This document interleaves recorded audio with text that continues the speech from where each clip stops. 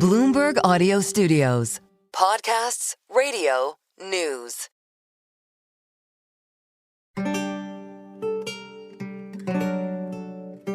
Are you ready for part 2 of the John Law story? I'm ready because I've listened to all of part 1, or rather recorded it with you, John. But anyone who hasn't done that needs to go back and listen to part 1 before they move on to part 2. Okay, so let's assume you've done that, and let's begin.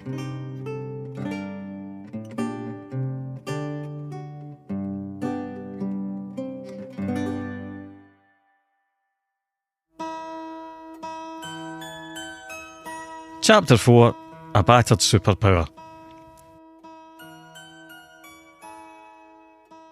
So in 1714, John Law arrives in France with his long-term girlfriend Catherine and their son William and their daughter Mary Catherine. And so at this point, the War of the Spanish Succession has just ended.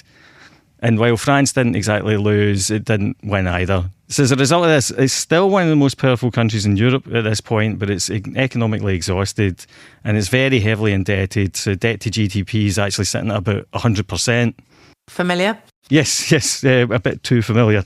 So, I mean, fixing this is not easy at all, obviously, as we know from our own experience. But compared with England in particular, France has got a much more regressive and efficient fiscal system. So on the tax side of things, most of the direct tax burden falls on peasants and commoners, and the nobility and the upper classes are largely exempt from that. And the king also sells the right to collect taxes, so effectively privatises it. He gets the money up front. Yeah, he gets the money up front. Effectively. And then they get to keep whatever they can rake off on top. So there's bidding wars for these rights, right? You can make a stab at how much money you'll be able to get out of the peasants and bid for it. Absolutely, but also the other problem is it means that the king is selling the right to collect taxes too cheaply. Yep. Usually he's desperate for money because he needs it to pay soldiers. Yeah. And as for the kind of state borrowing side of things, the king relies heavily on selling annuities, whose income stream is secured against future tax revenues. So he's kind of mortgaging the tax base into the future. Basically, they sell civil service jobs. So, things like judges or, various other kind of posts and office holdings. And those are hereditary and they come with various privileges. And again, it has the same effect. You pay up front for the job, but then you collect the salary indefinitely. Yeah, exactly. It's all somewhat desperate ways actually to raise money. And the other thing is that, it also depends on short-term loans from the tax farmers secured against the tax revenues that they are going out to get. So it's very hand to mouth. And of course, the other issue is that obviously France is an absolute monarchy still. So to a great extent, the king can technically default or restructure parts of this debt if it gets too much, and occasionally he will do that. But the underlying system remains intact because basically too many people benefit from the status quo and they don't really want it to change. Long story short, France has got a narrow tax base and a very haphazard system of sovereign borrowing. And that also means that funding the war effort has left it really short of real money. And so it's ended up issuing a lot of paper IOUs, which are called billets d'etat in French. And it's been using them to pay off its military suppliers, to pay the tax farmers some of the money it owes them, and pay the wages of the office holders. And so it means that by the time law arrives in France, the place is awash in something. It's not paper money, but it is basically IOUs that kind of are traded and are sometimes used as a form of money between people, but they trade at massive discounts to their face value. I mean, we're talking about around 70%, and that's because no one expects to actually get paid in full because they don't trust the king to actually kind of give them the money. And so this is what Law's kind of like walking into when he lands in Paris, and he rents a big house near the Louvre. Now, Law has been in Paris before. He'd pitched his land bank idea to King Louis XIV in 1707, and he'd been rejected just as he was in Scotland and England. But by now, Louis is very elderly, and in 1715, he dies. Now, the good news for John Law is that Louis XV, who's Louis XIV's grandson and heir, is only 5 years old. So they need someone to act as regent until he reaches his maturity. And that person turns out to be Philippe II, who's the Duke of Orleans. And this is a guy that Law had befriended at the gaming tables on his previous trip to Paris. And Philippe is already quite receptive to Law's ideas. They're kind of kindred spirits in many ways. They both enjoy gambling and they're both interested in new ideas. But in the immediate term, the Duke has got two problems. And one is that the French finances are in such a state that something just needs to be done about it immediately. And the other problem he's got is that the vested interests who kind of benefit from the status quo are not that keen on the idea of an outsider like Law coming in to shake things up. So in early 1716, while Law is still discussing establishing this bank, the Duke issues a massive crackdown on the richest people in France at that time. What do you mean by crackdown? It's almost as if HMRC just calls them all in to do kind of a massive tax audit. And then if it looks as if, you haven't made your money in exactly the way the king approves of, then you'll either take a haircut, some of them even go to jail. There's a few death sentences passed, although none of those actually get carried out. Because the thing is, they also realise that actually we rely on these guys, so we need to put the frighteners on them, but we can't. I was going to say, surely doing stuff like this cuts off the supply of new money. You go chuck people in jail, etc., etc. Maybe they go lend their money to the UK or Spain instead. Exactly. And so actually, this is interesting because John Law, he says to the Duke, look, this is a bad idea because he knows it will result in a credit crunch. But the good thing from Law's point of view is that this basically puts a lot of people out of the picture who have been objecting to the idea of setting up this kind of alternative way of financing the state, or what they see as a threat. Because in the end, the Duke does give him the go-ahead. It's a much less ambitious version of the project that he eventually wants to get into. But in May 1716, that's when he sets up the General Bank, or the Banque Générale, as the French call it. And this is basically a small private bank in Paris. For context, you've got the kind of French economy, the Parisian economy is experiencing fiscal crisis. And you've got a credit crunch because nobody trusts anybody anymore. They don't want to lend money anymore. Yeah. Some of them are in jail. They've had to take haircuts on their debt. They're all fed up to the back teeth with the whole thing. So everyone's just sitting on their cash. Exactly. And also the other thing is they keep on pushing through currency devaluations. This is important to what happens next. So at the time, metal is money. You get bits of paper flying about, but at the end of the day, the reason the bits of paper have any value at all is because they're promises backed by gold or silver. So you get gold, silver and copper for lower value coins. But the coins themselves, they're actually denominated in a unit of account. So like in Britain, we've got the pound sterling. There isn't actually a gold coin called the pound sterling, but that's what the kind of coins are denominated in. So in France, it's the livre. So this is what contracts and wages and debts are denominated in. So if you are working for someone or you owe someone money, then it will be described in a certain amount of livre. But that's how they debase the currency. Take an example from Antoin Murphy's book on John Law. So let's say you get 10 gold coins in 1715. That's 10 louis d'or. They're worth 140 livres in total. So 14 livres each. So you now take them in the nearest mint, and this is how the revaluation happens. The mint stamps them. So each of these coins is now a louis d'or réformé, but they're now technically worth 20 livres each. So you came in with 140 livres, and you go out again with 160 livres because they give you a bit extra to make it worth your while changing them. But the thing is, you came in with 10 gold coins and you're actually only going out with 8. So it looks as if you're getting more money than you came in with, but in fact the gold itself has been devalued in livre terms.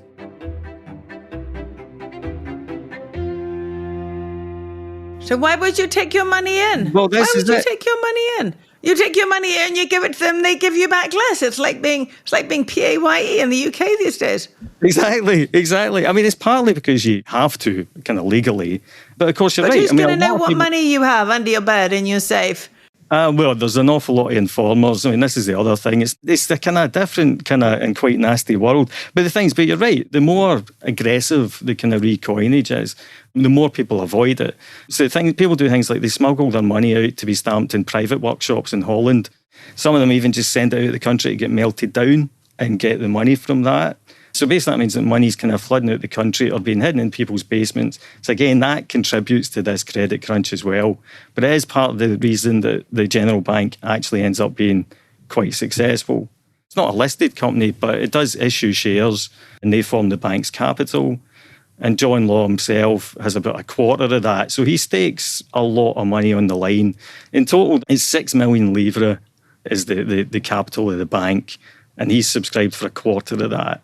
The regent gives it his backing as well. It's not clear how much he personally subscribed for, but it was probably a fair chunk. And to keep the regent happy, a lot of the financiers who he's been cracking down on also chip in money. The other reason people are happy to subscribe for the shares, of course, is that they can swap their heavily discounted state IOUs, the BA d'Etat, for shares in the bank at full face value. So the initial capital base of the bank is relatively small, but despite that, once it takes off, it's pretty successful at reinvigorating trade in a credit crunch-stricken Paris. I mean, for a start, he's offering banking services and making loans at much cheaper rates than anyone else. But fundamentally, what people really like is Law's banknotes. You go in, you put your money in, and you get a banknote back. But the banknotes are written for basically the amount of silver that you put in, rather than the livre value of the silver. So basically, if you put 10 silver coins in and get a banknote back from Law's bank, you can go in a year later, 6 months later, and even if the coinage has been devalued, you will still get 10 silver coins back. Okay, so it's better than the other money. Way better. Yeah, I find this really fascinating and quite ironic. He starts off by creating paper money that is harder than the metal money that is in circulation. Amazing. So people start to feel confidence because basically he restores sound money in Paris by doing this. It also makes its initial shareholders very wealthy. The bank ends up running a reserve ratio of about 25%, and the writer James Buchan estimates it could have been making about 1 million livres a year, writing loans at 4% interest. So as a result, when the shareholders are later bought out by the regent, which we'll get to in a minute, they've made 6 times their money. Nice. Okay, so worth doing. That's an easier way to make money than setting up a pile of gaming tables.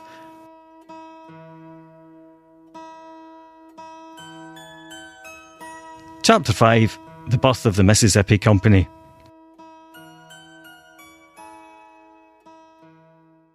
Okay, so by early 1717, the General Bank has helped to alleviate the immediate credit crunch in France, but it's just the beginning of Law's plans. Now he's keen to tackle the national debt and all those dodgy IOUs, the BA d'Etat, that are still flying around.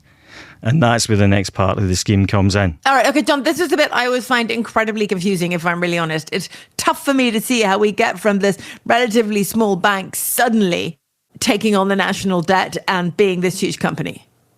Yes, I'm not surprised. That is quite confusing, but I'll do our best to talk you through how it does that over the course of roughly 18 months to 2 years. So we start in Louisiana. I mean, this is not Louisiana as we know it today. Instead, it's an area that encompasses basically like half the landmass of the present-day United States. And what had happened is French fur traders from Canadian colonies had claimed it for King Louis in the late 1600s, and they'd established a small outpost there. So by 1717, this year that we're talking about, the right to develop the colony is owned by one of the big French financiers, one of the tax farmers basically. But when he's caught up in the tax crackdown that we mentioned earlier, he gives back the concession as part payment for his overdue taxes, basically. And it's at that point the law says, well, look, I'll take over this concession. And then what we'll do is we'll set up a company, we'll issue shares, we'll allow people to buy the shares with the BA d'Etat, and that will help us to get rid of that and consolidate that debt. So basically, the law wants to clean up the public finances. Okay, so he wants to get rid of all the outstanding bills. Yeah. So he buys this trade monopoly. Yeah. And says you can have shares in exchange for the bills. Yes. But then he has all the bills. Yeah. And everybody else has the shares. Yes. The bills are off the market, but they still exist. I know, this is the clever bit. The deal is that when the bills are swapped for the shares, the bills get destroyed. But in return, the king will pay the company a perpetual annuity, which is backed by specific tax revenues. It's actually a new stamp duty that they introduced, believe it or not, which will be used to fund a dividend payment of 4% a year. So what's happening is the shareholder is getting to swap a rubbish bit of paper IOU from the king that they don't have a great deal of confidence will get repaid. And they're getting instead face value swapped rather than heavily discounted. They're getting a stake in a company that's promising to pay them 4% a year anyway, plus the added potential for, what happens with trade and what happens with the colony in the future. So they're getting the equity stake. You get a stream of the income, yeah, and you get the potential for future upside. Exactly. And all you're giving up is an IOU that you probably didn't expect to get paid anyway. Yeah. And the king, well, as far as the king goes, he's getting to retire loads of independent kind of short-term IOUs that are owed to thousands of individuals for one long-term debt that is owed to just one company. Does that kind of make some sense? Yes. That helps a lot. Thank you. So he's wanting to swap the French national debt for equity in a colonial exploration company. He's not just making this up. The company does exist, and over the next couple of years, they invest in ships, they send colonists off to Louisiana. Gradually, he also takes over more parts of the state, so he gets the monopoly on the tobacco trade, for example. Basically, the Mississippi Company does manage to wash its face over this time. It makes enough money to pay dividends out to its shareholders. So it's keeping people happy, and the money is coming in from the tobacco trade and from kind of various other bits of business that it does. But setting up a colony is very difficult and time-consuming and capital-intensive, and the truth is there's lots of fairly grim stories that come out of it. The initial settlers are largely poor and desperate people hoping for a better life. But in the longer run, as it drags on and it's not obviously turning into a massively prosperous area, you get more and more people being just sent out there. So prisoners being sent out there, stories of convicts and prostitutes kind of getting married on the dock and then sent out. Overall, there is no point at which Louisiana is economically significant to France, like even many years into the future. So while it's definitely a real project, I think it is also fair to say that it mostly plays a role as a carrot to attract people to swap their government debt for equity and a kind of stake in a blue skies company. So it's not successful immediately. And then by December 1718, what happens is that France ends up going back to war with Spain again. This is when Law's got his opportunity to change the general bank to the Royal Bank. So basically, it becomes the French central bank, effectively. The other shareholders are bought out, so this is the point at which they make 6 times the money. The king now owns the bank, and the important thing is that the Royal Bank can issue shares. Hang on, wait. How does the king own the bank? Well, basically, the other shareholders are bought out by law, and law then sells the bank to the regent. Does he do that because he's got something greater in mind? It's useful to understand that he really does want to see his system take off. He is minted himself. So at this point, he owns a lot of estates in France. He has plenty of money, and he's thoroughly embedded with the monarchy anyway. Basically, the whole driving force throughout his intellectual career is to sever money and credit from gold, because he doesn't see why a country's entire economy and money supply should be subject to what he sees as the vagaries of precious metal supply. And that's one reason why in his early proposals he wants to back money with land, because A, land can't leave your country, and B, he kind of sees it as the source of all the productive work in an economy. But by this point, he's gone beyond that. And he's saying, well, actually, there's a lot of impracticalities to the land. But why do we need anything backing money at all? We can run an economy basically just on credit and on paper.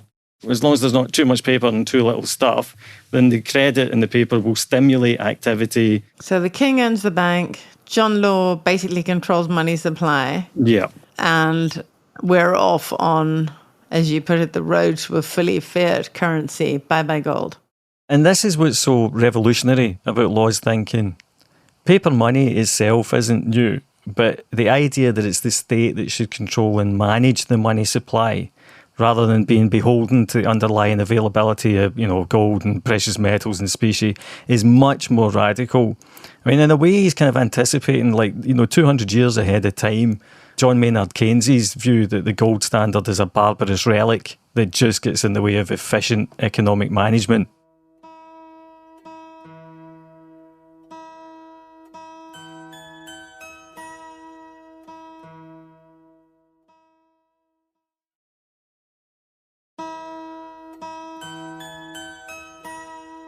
Chapter 6, Inflating the Bubble.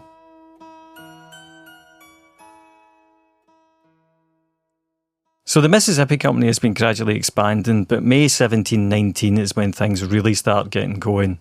So Law decides to buy out the other trading companies in France, and his end goal is to have the Mississippi Company own everything, every monopoly, every trading privilege, control of the money supply, and essentially basically most other state functions all under one roof.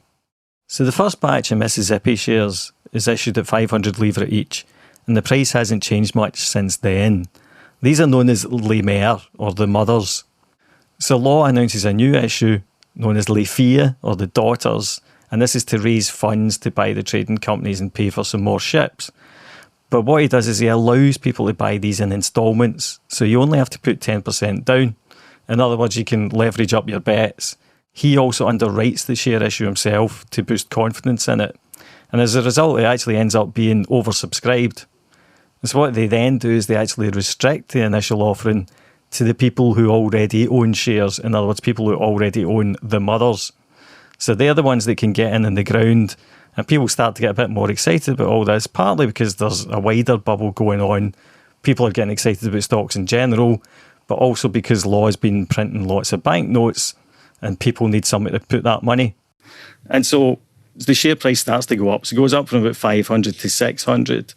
And then in June, so a month later, they've gone up further. And by mid-July, they're up to 1,000. And all this time, he's issuing kind of extra notes. And this actually continues throughout that year. And that you've got the Mères, then you've got the Filles, then you end up getting an issuance called the Les Grands Filles. And it's all very profitable because people can also sell the rights to these. They can sell the right to buy them. They can sell the right to buy them as long as... So they're effectively selling options. Exactly. So you're selling options as well. And so people are getting more and more excited about getting in on the ground with this because the people who owned the Mères have now seen the value of those shares kind of maybe double or more in the space of about 3 months. The big kind of turning point is when in August he says, right, we're going to raise 1.2 billion livres and we're going to buy the whole national debt. We're going to buy the outstanding billets d'etat. We're going to get rid of the annuities. Ideally, we're going to get rid of the jobs for the boys, basically, the kind of hangers-on roles that are in the royal court, and also take over tax collection.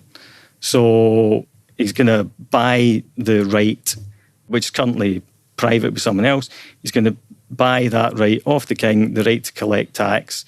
So basically putting everything under the Mississippi Company, from the money supply to tax collection to managing the national debt. Okay, so we got the beginning of a bubble going here. Yeah. Shares going up a lot. Everyone's beginning to get excited. Yeah. Shares are going up in other countries too, all over the place. Yes. And so this is probably when the kind of real kind of excitement takes off.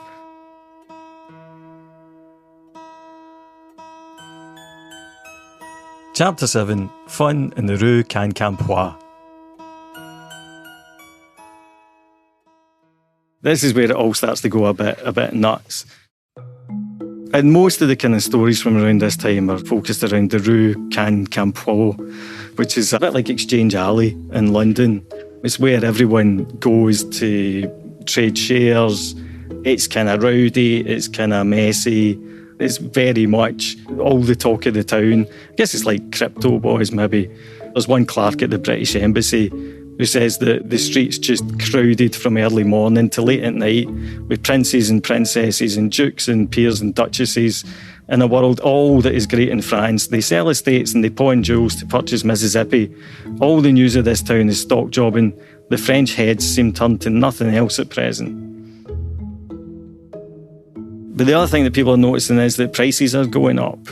So rising land prices, and this is because obviously the money supply is exploding as well.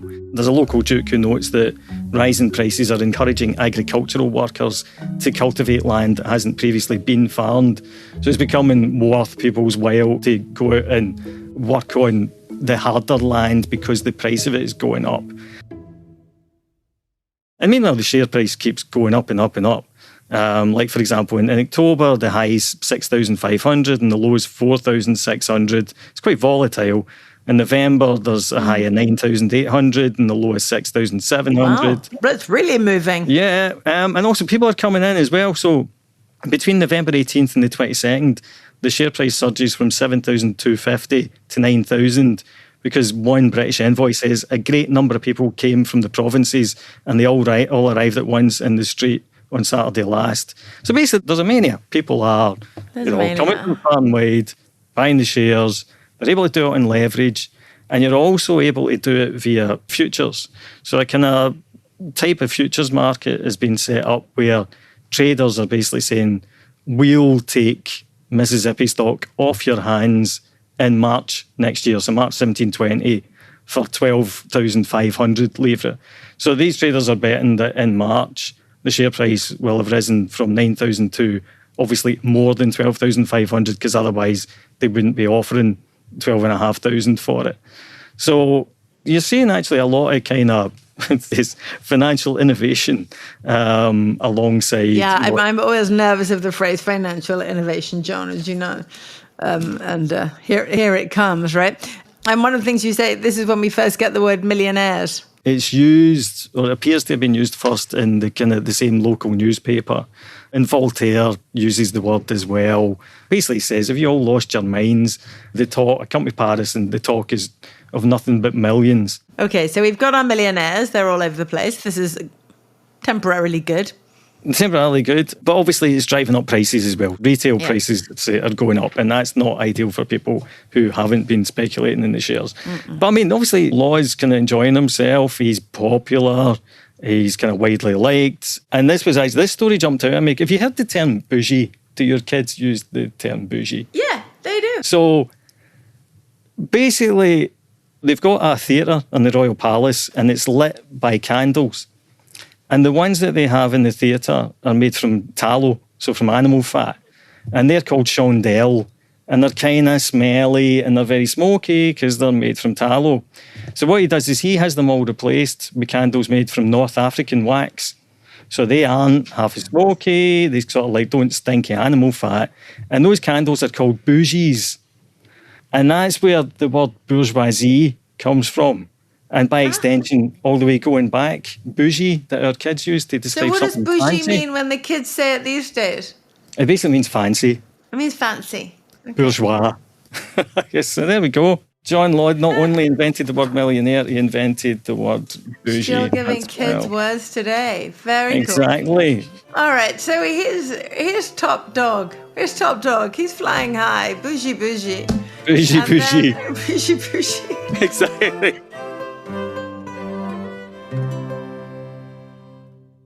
In January 1720, he's made Contrôleur Général des Finances.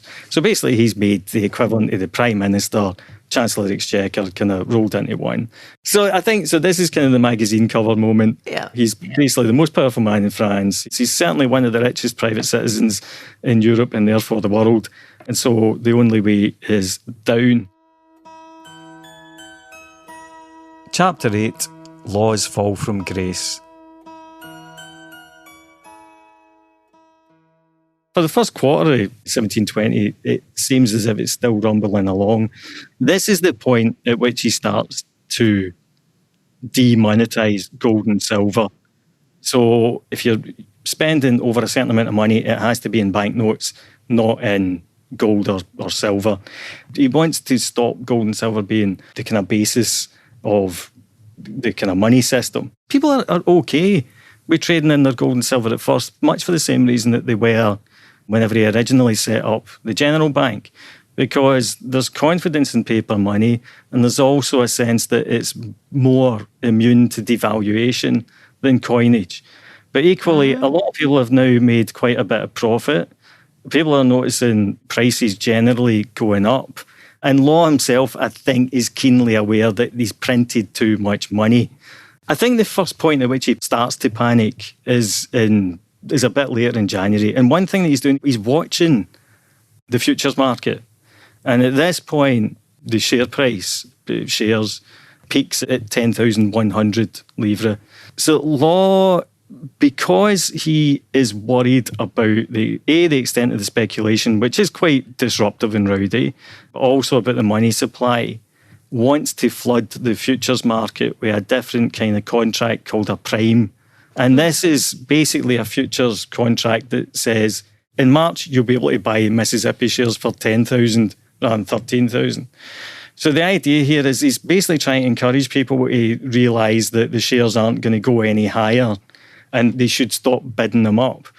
But what happens instead is that people actually buy the primes and then start to pay a premium for the primes because they're like, oh, wait a minute, this gives me an option to buy the shares for much cheaper than they're definitely going to be in 3 months' time. And so they start to do that. And not only that, they actually start to sell their underlying shares to buy the derivatives. So that actually puts pressure on the share price of the Mississippi company and pushes it down, while at the same time people are paying well over the odds, like 200% and 300% of the price of the primes to kind of get the option of kind of buying these shares in the future. So that's one thing that kind of starts to, I guess, show that he's rattled and start to actually rattle the wider market. And then the next month, options trading is banned. Law's always been, during his rise, quite pro the free market. So he's objected to various coercive measures in the past, but now that he is realising that his system might get into trouble, he's not remotely above using coercion or attempting to use coercion to get people to do what he wants and get it to work. We don't like him anymore, although to be honest, he was always a murderer. Yeah, he's always a murderer. Although, I mean, to be fair, that probably was self-defence. Standing up for my man here. And then, so in February, again, the attempts to suppress specie get much more aggressive. And so the metal coinage is devalued again, and in order to encourage people to swap their specie, their gold and silver, for paper notes. And then he bans diamonds and jewellery to stop people from turning their gains into metal. But the great thing is there's a loophole for church ornaments. So suddenly gold and silver crucifixes just become really popular. They start paying people big rewards to inform on their neighbours and their friends. But obviously this all makes people a bit more paranoid about what's going on. And so they kind of they want to convert their shares into gold. They want to basically get their paper money turned into something else. Feel like that, John. We all feel like that. Well, certainly we feel like that now. But really the big clanger, and this is where he really does seem to have either not thought it through or just not really realised what was going to happen. So in May, he issues an order. So the Mississippi shares are trading at about 9,000 livres. And he says, right, there's too much money floating about France. We need to rein in the money supply. And what we're going to do is we're going to have to value the shares. The shares are going to be fixed. The share price is going to be fixed at 5,000 livres. It's a half of what it is just now. I said, but it's okay because the banknotes are going to be reduced in value by the same amount. So you've still got the same relative amount. So this is really just an adjustment. And of course, everybody goes ballistic because there's people that have, done things like sold their houses to, buy the Mississippi shares. So he's basically announced a massively deflationary measure that sends everyone into a panic, which is kind of understandable because he's sort of single-handedly ruining them. And so this is the point where he really gets into serious trouble with the regent. And because the other issue is that the people who don't like what he's doing, the people who kind of live on annuities and on jobs for the boys, are starting to get the regent's ear again. How? Partly because the regent is kind of getting a little bit nervous about what's going on and feeling And presumably John Law is pretty control. busy and doesn't have the suck-up time he had previously. Yeah, aye, there's that too. He's forced to reverse it. And then he's actually put under house arrest for a short period of time. And it looks as if he might end up in the Bastille. But what basically happens is that because no one else knows how the system works, the regent decides to get him back in.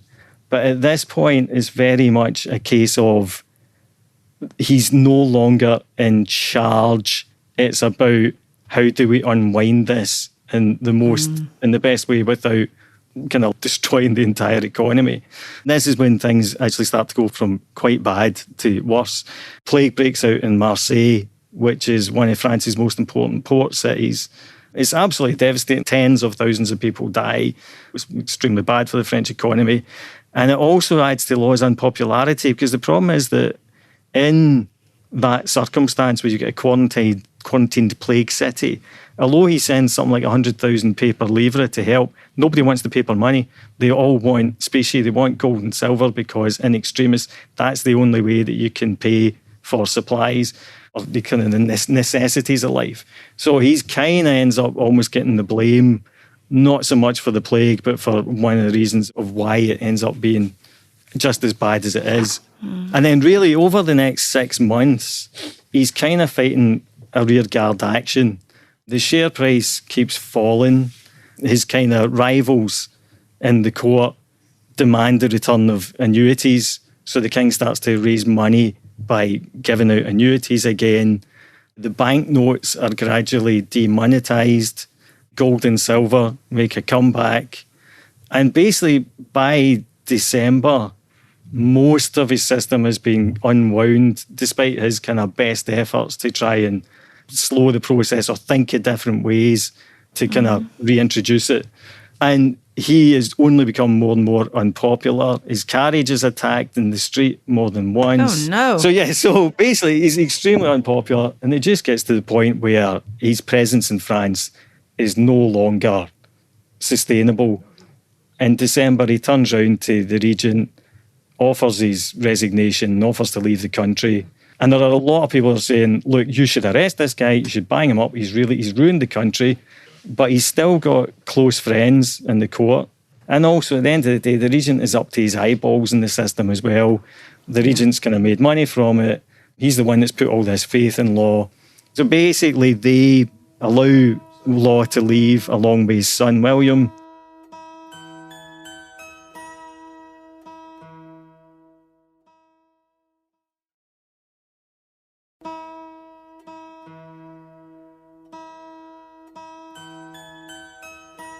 Chapter 9, The Aftermath.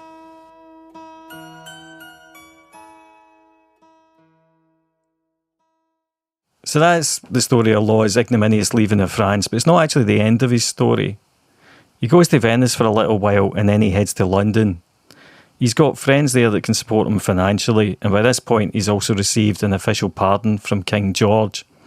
And he's still hoping to get recalled to France and reinstated, and also obviously to recover at least some of the wealth that he's left there. But meanwhile, back in France, the state's getting to work on unwinding the system. It embarks on something that becomes known as the Visa of 1721. Every security issued by Law, from banknotes to shares, has to be submitted to basically an audit, and then it gets stamped or a visa put on it, saying how much you're actually going to get back. You get a haircut according to, in theory, how honestly your money was earned. It's a form of very lucrative virtue signalling for the state. Yeah. But really, in practice, what it means is that the kind of deserving widows of the nobility practically get all the money, whereas kind of like uncouth common speculators get kind of 95% haircuts and are ruined. They end up cutting, I think, it's about 2.2 billion livre of outstanding paper down to 1.7 billion. And meanwhile, the Mississippi Company's taken into administration, and it's eventually actually found to be a going concern. It's been run acceptably, but it switches focus from the Louisiana colonisation to just trading with Asia, which is more profitable. And who owns it now? the original shareholders do get it back, but obviously with a massive haircut taken. I think it takes about 3 or 4 years for the administration process to go through. Not sure what its lifespan is, but it does end up being a going concern for a while. But in the immediate aftermath, Law is actually still hoping to return to France. And at one point in kind of like 1722... Does not give up, this man, does he? He doesn't give up. And it looks as if he might actually get back, but then the Duke of Orleans dies in 1723. And that's that. And that's that. The young king is now of age. He takes over, and basically there's no more. That's it. Kind of Law's role as a kind of financial whiz is then over. He ends up back in Venice with his son.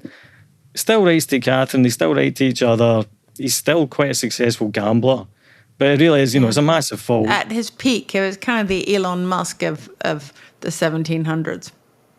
I think... Insanely intelligent, hugely innovative, massively creative, intense relationship with the leader. All this kind of stuff. I think that's a good analogy. I think Law was probably more relatable to most people than Musk. Like, Musk seems to kind of get on a lot of people's nerves, whereas I get the feeling that John Law was actually, to do what he did without getting assassinated or locked up at some point, he must have been someone that, you get the impression that even his kind of like enemies kind of liked him. I think he was probably quite clubbable. But I think Musk is probably the closest modern equivalent in terms of proximity to the state and also a real fondness for financial engineering. And then he dies in 1729 of pneumonia. William's there.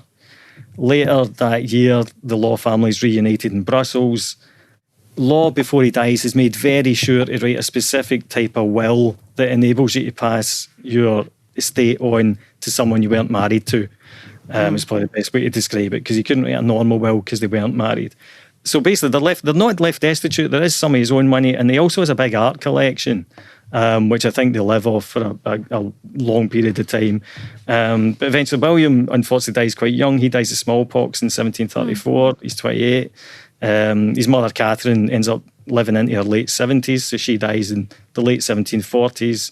And Mary actually marries her cousin in 1734 and moves to Britain.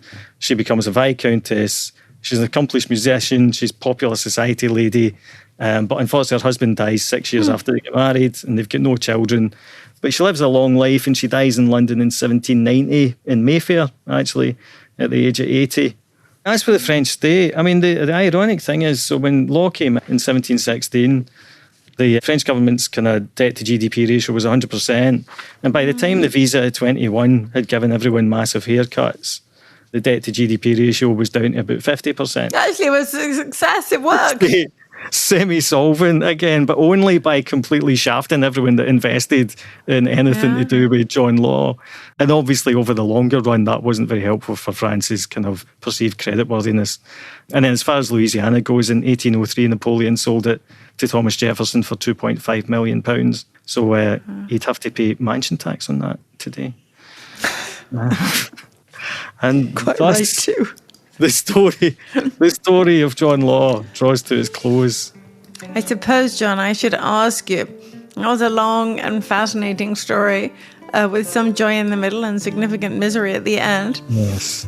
What do we learn? That we should hang on to our gold, ignore everyone who tells us our gold doesn't matter?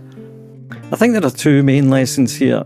The most obvious one is own gold. It's what everyone turns to when money breaks down. But the other is that if you want to run a fiat currency system, you need strong institutions with checks and balances that people can trust. And even then, it's still very fragile, as we've learned on plenty of occasions.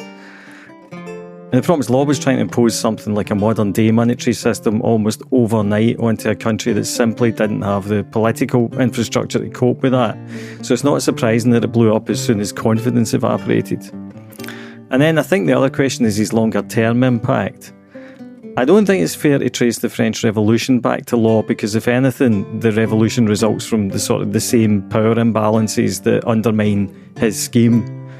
But I do think you can view law as a major factor in France losing ground to Britain over the course of the rest of the 18th century, because his system collapsing basically puts the French off financial innovation for good. So Britain, by contrast, already has the Bank of England, and it's already got more checks and balances at a political level. So even after the South Sea bubble pops, it's better able to manage its national debt and to raise funds. And that means that overall Britain's able to spend more on warfare, which means it ends up having a better navy. And so ultimately it overtakes France as the European and global superpower at the time. Right, those are all useful life lessons. Thanks, John. I think so too. Yeah.